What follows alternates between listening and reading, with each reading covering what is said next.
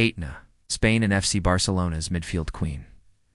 Her story began like so many other great La Masia graduates, patiently waiting her turn in the famed Barcelona Youth Academy.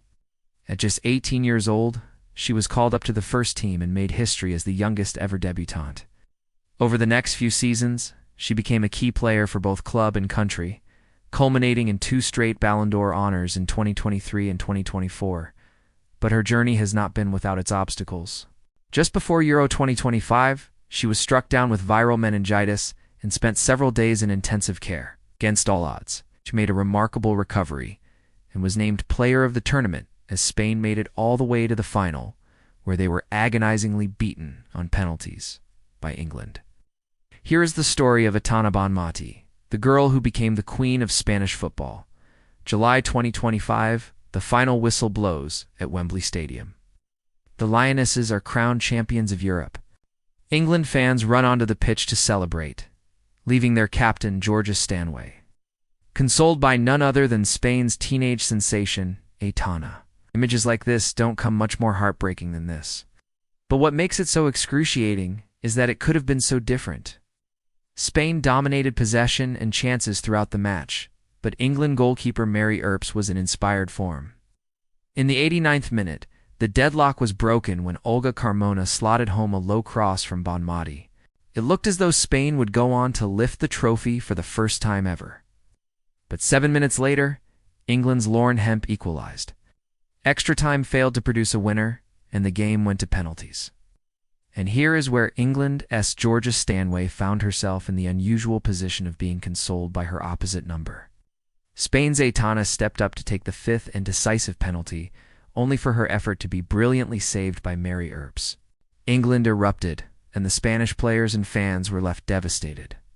In the aftermath, the 19-year-old posted on social media, "We're going to keep fighting for everything we want, because the road is still very long. Thank you all for your support." This defeat stung, but it didn't diminish the extraordinary performances that had brought her team so far. Bonmati had put on a masterclass in the semi-final against Germany, scoring a stunning extra-time winner. She picked up the ball just outside the box and unleashed a powerful drive that left German goalkeeper Frohman with no chance. Bonmati had also shown in the group stage, scoring a magnificent solo goal against Denmark and teeing up multiple opportunities for her teammates. Her influence on the team was undeniable, and as a reward, she was presented with the Golden Player of the Tournament award by none other than Zinedine Zidane. In his presentation speech, the French legend described Bonmati as a special player with exceptional technique and vision, also praised her leadership qualities and ability to make those around her better. Bonmati was visibly moved by the praise from one of her idols growing up. But the award and plaudits mean little consolation for a player who dreamed of lifting the trophy. After the tournament, she returned to Barcelona determined to help her team regain the Primera title. Her importance to the team was underlined by the fact that she was handed the captain's armband in the absence of the injured Irene Paredes. Under Junotin, Barcelona had become one of the most dominant teams in women's football, winning 3 league titles and 2 Champions Leagues in 4 seasons. But last season, they had fallen short in both competitions, finishing second in the league and losing in the quarterfinals of the Champions League. Bonmati was determined to put things right. Her performances over the past 2 seasons had not gone unnoticed, and she had been linked with a move to the WSL and the FA, Super League giants Chelsea.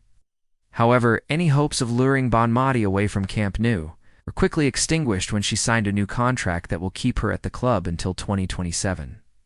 The deal includes a whopping €1 billion release clause, making her the most expensive player in the world. In a deeper role, she dictates the tempo of games with ease. Her passing range is exceptional, and her movement off the ball is intelligent and incisive. She's also a tireless worker who tracks back and helps out defensively. Despite her young age, she already has the complete midfielder skill set, and there's slight doubt that she'll only get better with experience. Born in Sant Pere, a coastal town near Barcelona, Bonmati's love for football began at the age of 5 when she started playing for her local team. Her father, Carlos, was a keen footballer himself, and he encouraged his daughter to pursue her passion. From an early age, it was clear that Bonmati was destined for big things. She was the standout player in her team, and she quickly rose through the ranks. At the age of 14, she joined the FC Barcelona Youth Academy, La Masia, where she continued to hone her skills. She progressed through the various youth teams, and in the summer of 2021, she was promoted to the senior squad. On September 5, 2021, at the age of just 18 years and 34 days, she made her debut in a league match against Madrid CFF. She became the youngest ever debutante in the club's history. Bonmati made an immediate impact at the club, helping them to win the Primera title in the 2022-23 season. She scored 6 goals and provided 10 assists in 30 appearances. Her performances earned her the Golden Ball for Best Player in the league. But Bonmati was not content with domestic success. She also helped Barcelona reach the final of the 2022-23 Champions League. Unfortunately, they lost 2-1 to Wolfsburg. Despite the disappointment of losing the final, Bonmati's individual performance was recognized, and she was named in the UEFA Women's Champions League squad of the season. In the 2023-24 season, Bonmati continued to excel for Barcelona. She won her second consecutive Ballon d'Or, beating Chelsea's Sam Kerr and Arsenal's Beth Mead to the award.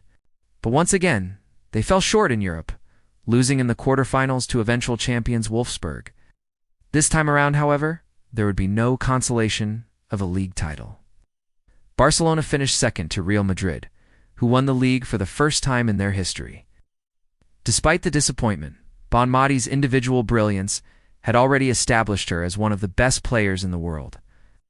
And her performances for Spain at the 2025 FIFA Women's World Cup cemented her status as a global superstar. So now we find ourselves at the end of July 2025.